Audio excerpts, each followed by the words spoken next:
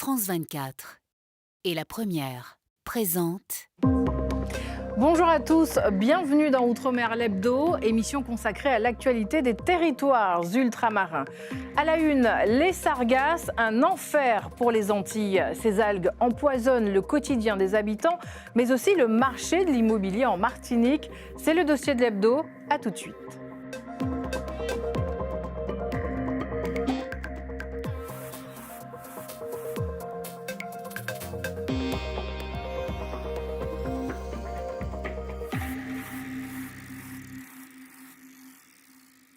Mais d'abord, l'éruption du piton de la Fournaise à La Réunion. Elle n'aura duré que 2 jours et attiré de très nombreux spectateurs. Siti Daroussi et nos équipes sur place. La scène est majestueuse. Des projections, des laves. Le piton de la Fournaise se donne en spectacle plus de 2 ans après la dernière éruption en 2023. Et dès l'annonce de son réveil, le public, comme d'habitude, s'est rué vers le site, créant au passage des embouteillages monstres sur les routes et les sentiers. Il y a trop de bouchons, donc on a laissé la voiture plus bas et on y va à pied. On est d'ici, donc on en a déjà vu 2 jusqu'ici, c'est la 3e. On sort de chez nous à 21h et nous avons eu beaucoup d'embouteillages, nous arrivons ici à minuit. À l'arrivée, de jour comme de nuit, c'est l'émerveillement. Les heures de marche, oubliées. Il voit bien, vraiment, elle est super. On peut même voir la lave couler sur le côté aussi un petit peu, donc tranquille, peinard. Première fois ou bien ou l'habitude? La première fois là, première fois, on voit la lave depuis ici. Super, absolument super. La nature à La Réunion, il donne un lien en spectacle. Et en plus que ça nague beau temps, donc généralement il couvre, mais là, il est très joli. Afin de profiter jusqu'au bout de ce magnifique spectacle, le premier de 2026, certains visiteurs téméraires ont même passé la nuit au pas de Bellecombe. Un accord pour la Nouvelle-Calédonie, baptisé Élysée-Oudinot, il a été signé ce 19 janvier par la plupart des partis politiques calédoniens. Il complète celui de Bougival conclu en juillet et apporte un soutien financier à ce territoire en crise depuis 2 ans. Mais il ne fait pas l'unanimité. Le FLNKS, principal mouvement indépendantiste, le rejette. Il dénonce un passage en force. Qu'en pensent les Calédoniens? Le reportage de Lorelai Aubry et Caroline Antich-Martin. Ranger la boutique en attendant le client. Comme beaucoup de commerçants, Jim traverse une période difficile. Il a pourtant fait le pari de reprendre cette brocante il y a 2 mois. Alors pour lui, l'accord Élysée-Oudinot est peut-être le déclic qu'il attendait. Un miracle, peut-être aujourd'hui un miracle, enfin une classe politique qui nous sert et qui nous permet enfin d'aller de l'avant. Parce que là, depuis plusieurs années, maintenant, on stagne. Au Mont d'Or, à l'heure du déjeuner, Elisabeth et Peter cassent la croûte dans leur voiture. Elle est pépiniériste, lui, paysagiste. Comme beaucoup, ils suivent l'actualité de loin, sans vraiment savoir quoi en penser. On n'a pas d'avis sur le sujet, parce qu'en fait, on ne voit pas très clair par rapport à cet accord déjà. Et puis nos politiciens, ils ne sont pas vraiment en accord entre eux. J'espère qu'ils ont signé cet accord pour qu'on puisse essayer d'avancer, d'essayer de se sortir, quoi. Dans les rues de Nouméa, d'autres défendent avant tout le principe démocratique. On est en démocratie. Ceux qui ne sont pas venus, ils l'ont voulu et ils ont tout à fait le droit de ne pas venir. Ceux qui sont allés, ils ont répondu à une invitation officielle, donc c'est très bien qu'ils soient allés. On est plusieurs, il y a une majorité, et la majorité a dit que c'est réglé. Changement de décor à Boulari. Ici, les drapeaux rappellent le combat politique.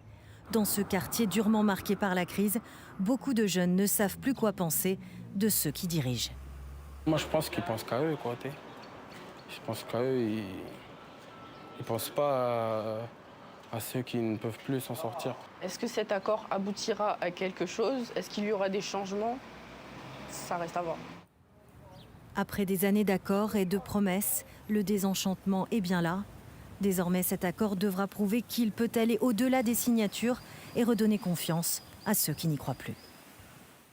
En Martinique, l'arrivée massive de sargasses rend le quotidien des habitants invivable. Au Robert et au François, des communes côtières, certains propriétaires ont dû déménager, d'autres souhaitent vendre leurs biens, mais ces algues brunes nauséabondes font fuir les potentiels acheteurs. C'est le dossier de l'hebdo signé Dominique Legros et François Marlin.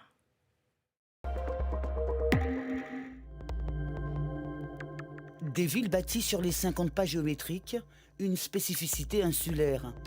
Au Robert et notamment à Pontaléry, des centaines de familles ont construit leurs maisons au plus près de la mer. Un quartier où les habitations côtoient le littoral et où les sargasses ont élu domicile. Je n'arrivais pas à respirer. Oui. Et puis c'est qu'en arrivant justement à la maison, le médecin me dit est-ce que vous avez de la sargasse près? J'ai dit oui.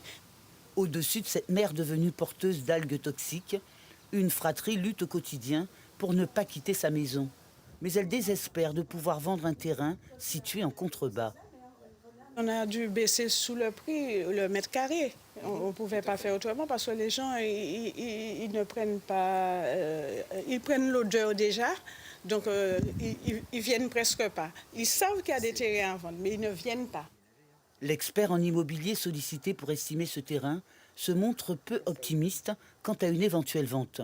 Le secteur de l'immobilier semble gravement impacté. Au Robert, il faut compter environ 100 € le mètre carré.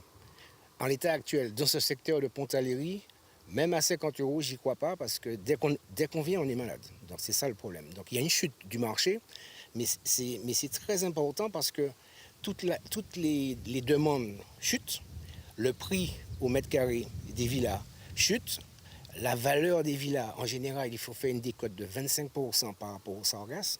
Je ne sais pas si vous voyez, mais c'est très important. Et malgré tout, il n'y a pas de clients puisqu'on est malade. Au François, dans des quartiers comme Dostali ou encore Frégate, certains résidents sont partis. Ceux qui résistent s'en remettent à l'association Sargasses Martinique. Quand on perd une télévision, c'est un 4 fois sans frais.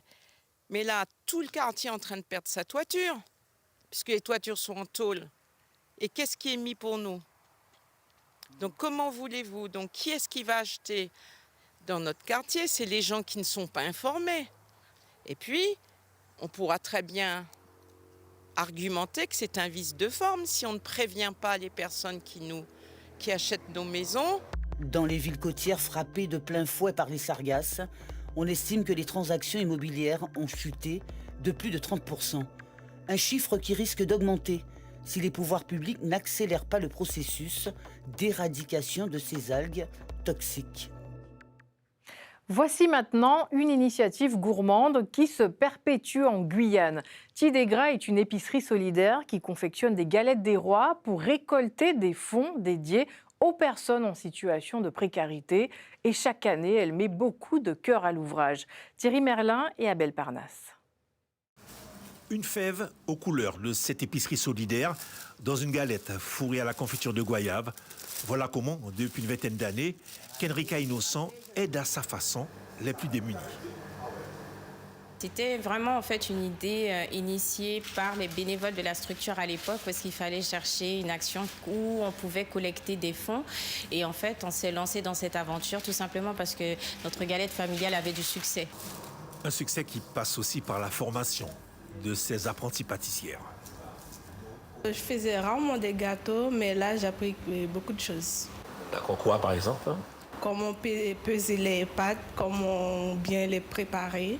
Et puis le mode d'hygiène aussi. Voilà, donc là, elles sont super jolies, nos galettes. Elles sont là en fait pour apprendre, elles sont en insertion, elles sont en intégration professionnelle. Donc nous devons en fait les accompagner pour les réinsérer. Une galette généreuse, mais surtout solidaire. L'objectif, c'est de faire de la collecte de fonds pour acheter des denrées alimentaires. Il s'agit d'une action solidaire, tout simplement. Oui, c'est une action solidaire, comme on peut en faire autre, mais celle-ci spécifiquement en fait pendant la période du carnaval. Et c'est le cas de ce client qui ce matin avait fait le déplacement. C'est une structure donc, qui est très nécessaire sur le département parce que nous avons une population qui est très à la demande de ce type d'action. Ce sont pas moins de 620 mini-galettes et une soixantaine de grandes galettes qui ont été vendues et distribuées depuis le début de la semaine. Une galette solidaire qui se prête au partage et à la transmission d'un savoir-faire artisanal. On les aime pour leur ressemblance avec de petits chevaux. Les hippocampes se font rares, mais en Nouvelle-Calédonie, c'est tout le contraire. Ces poissons sont de retour dans la baie des Citrons. Voyons pourquoi avec Valentin de Leforterie et Caroline Antich-Martin. Derniers ajustements avant la plongée. Dans quelques minutes, ces deux amoureuses du lagon rejoindront leur chouchou à quelques dizaines de mètres du rivage. On va chercher Harry, Sally, Hermès et essayer de trouver Basile. Ok, ça marche. Harry, Sally, Hermès, Basile, autant de petits noms donnés avec affection aux hippocampes qui ont élu domicile à la baie des Citrons. Ces images en attestent. Après plusieurs années, les chevaux des mers sont bel et bien de retour. Spectacle grandiose capté sous 5 mètres d'eau. On les voit se reproduire, ils ont une façon de se reproduire. C'est le mâle qui porte les œufs dans sa poche ventrale. Quand ils se reproduisent, ils forment un cœur. C'est vachement sympa. Comment expliquer le retour des hippocampes en baie des Citrons? La réponse se trouve peut-être à une rue seulement de la plage. Depuis quelques années, l'aquarium des Lagons accorde une place importante à ces petits animaux vulnérables et sans moyens de défense, si ce n'est leur sens du camouflage. Nous, l'aquarium, on a relâché des milliers d'hippocampes depuis des années, en fait. Parce que nous, on en a beaucoup à l'aquarium, ils se reproduisent. Un mâle adulte, il fait quasiment jusqu'à 900 alevins toutes les 3 semaines. Donc nous, on a relâché des milliers d'hippocampes. Donc c'est difficile de dire quel est l'impact réel du retour des hippocampes à la baie des Citrons. Mais en tout cas, c'est plutôt une bonne nouvelle. Ça veut dire que quelque part, quand même, l'écosystème, il va bien. Une nouvelle encourageante pour l'animal emblème de Nouméa, qui, à l'échelle mondiale, présente des signes de déclin depuis plusieurs années maintenant. C'est la fin de cet hebdo. Merci de l'avoir suivi. Pour le revoir et suivre l'actualité des Outre-mer, rendez-vous sur france24.com et lapremière.fr. Je vous souhaite une belle journée ou soirée.